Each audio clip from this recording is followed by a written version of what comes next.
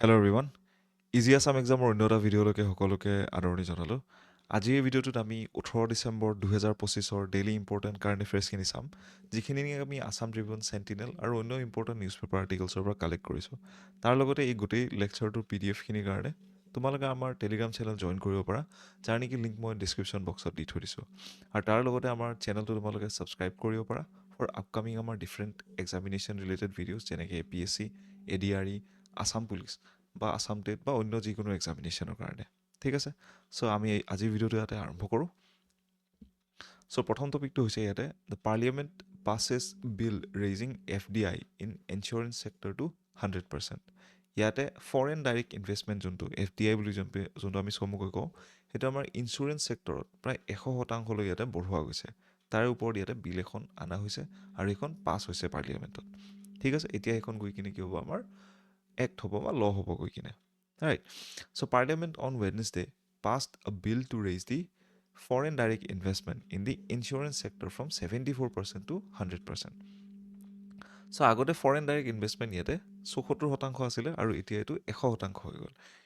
এতিয়া তোমালোকে যদি নাজানা যে ফৰেন ডাইৰেক্ট ইনভেষ্টমেণ্ট কি হয় চমুকৈ যদি আমি ক'ব খোজোঁ যে ভাৰতত যদি এটা নামৰ এটা কোম্পানী আছে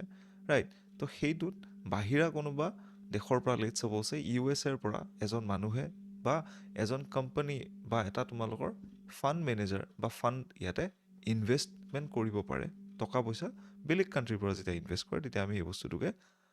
ফৰেন ডাইৰেক্ট ইনভেষ্টমেণ্ট বুলি কওঁ যদি আমাৰ ইয়াতে কোম্পানীবিলাকত কৰে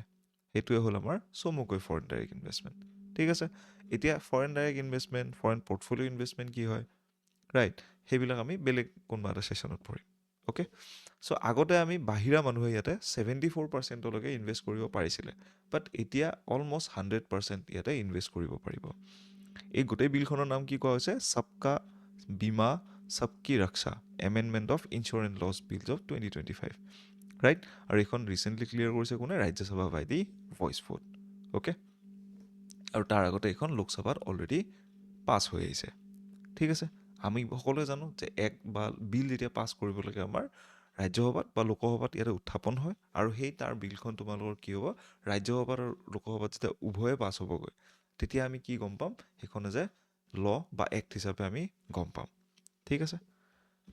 চ' তাৰপিছত আহে the finance minister stated that the higher FDI will help to increase the insurance পেনিট্ৰেশ্যন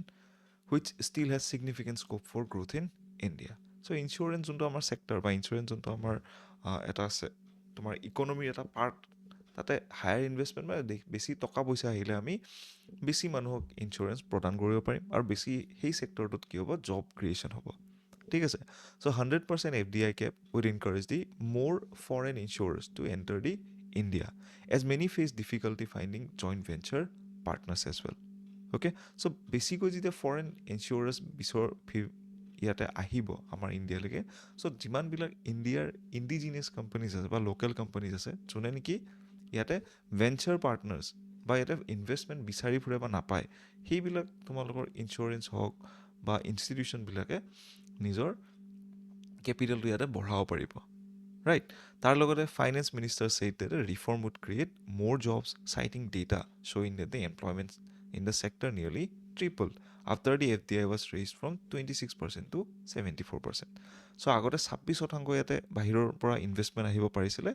এতিয়া আমি ইয়াতে 74%লৈকে যেতিয়া কৰি দিয়া গ'ল ফাইনেন্স মিনিষ্টাৰে ক'লে যে আমি ইয়াতে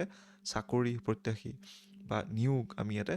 বাঢ়া দেখা পাইছোঁ ঠিক আছে তাৰ লগতে the legislations amends the insurance act of 1938 তাৰ লগতে life insurance corporation act of 1956 আৰু IRDAI এক্ট অফ 1999 এই গোটেইকেইখন এক্ট ইয়াতে কি কৰে আমাৰ এমেণ্ড বা সাল সলনি বা ইয়াতে কিছু সংখ্যক তোমালোকৰ কি হ'ব চেঞ্জেছ আনিব সেইটো বস্তুকে আমি ইয়াতে এমেণ্ডমেণ্ট বুলি কওঁ ঠিক আছে তোমালোকে এটা বস্তু মন কৰিবা যেতিয়া আমি IRDAI এক্টৰ কথা পঢ়িলোঁ IRDAI এটা বডি হয় ৰাইট চ' এইটো এটা কি হয় আমাৰ ষ্টেটিউটৰী বডি হয়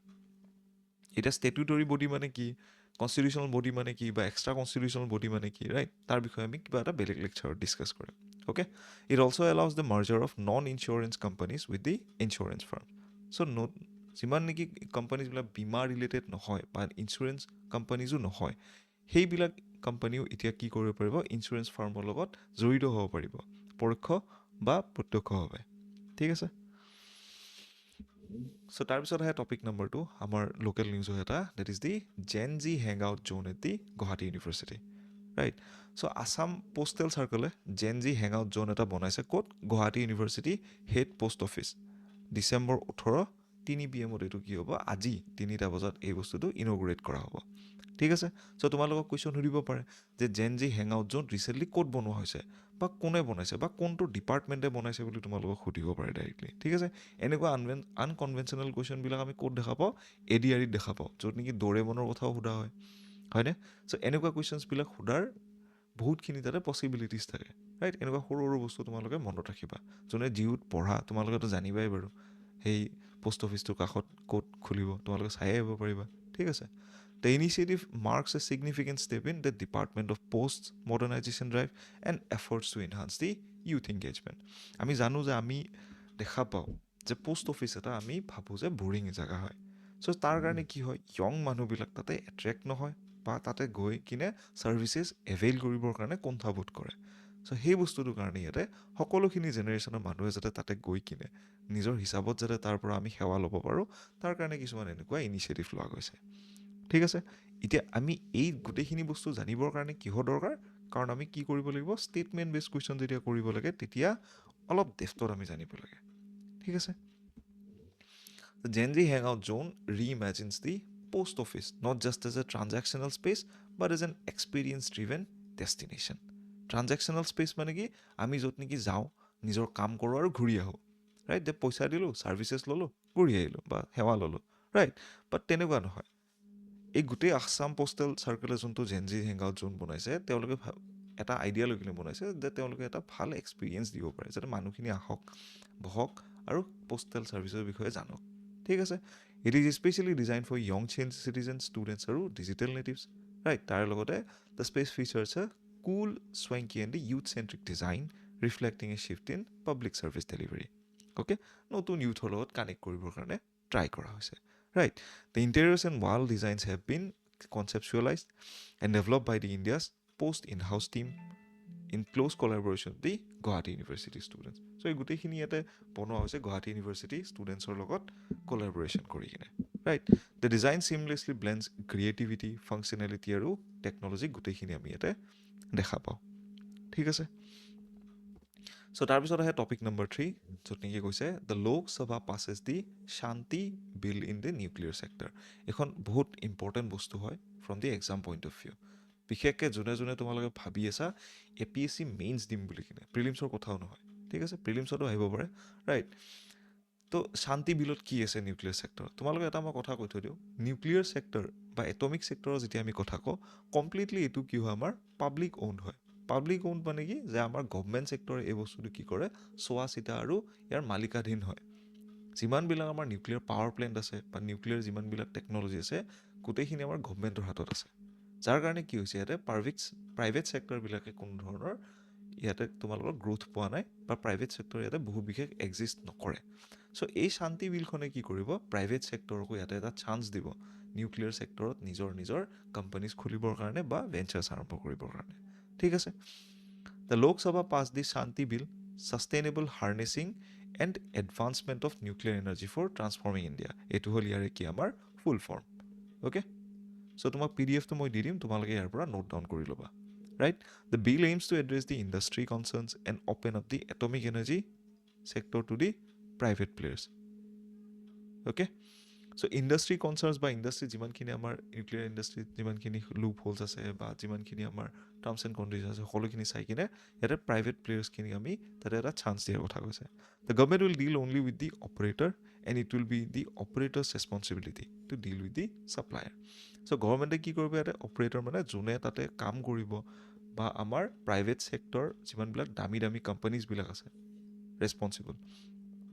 ডাইৰেক্টলি তাৰ লগত গভৰ্ণমেণ্টে ডিল কৰিব,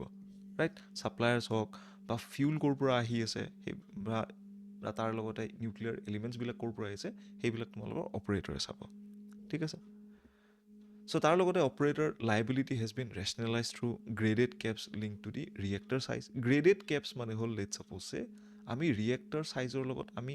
কেনেকৈ লিংক কৰিছোঁ। গ্ৰেডেড কেপছ শব্দটোৰ অৰ্থ হ'ল, লেটছ ছাপ'জ আমি যদি এটা নিউক্লিয়াৰ প্লেণ্ট খোলোতে আগতে 500 কোটি টকা লাগিছিলে ৰাইট এতিয়া সৰু সৰু নিউক্লিয়াৰ প্লেণ্ট খুলি কিনে আমি কি কৰিব লেট চাপ'ছে 50 কোটিত এটা খুলিব পৰা কৰিলে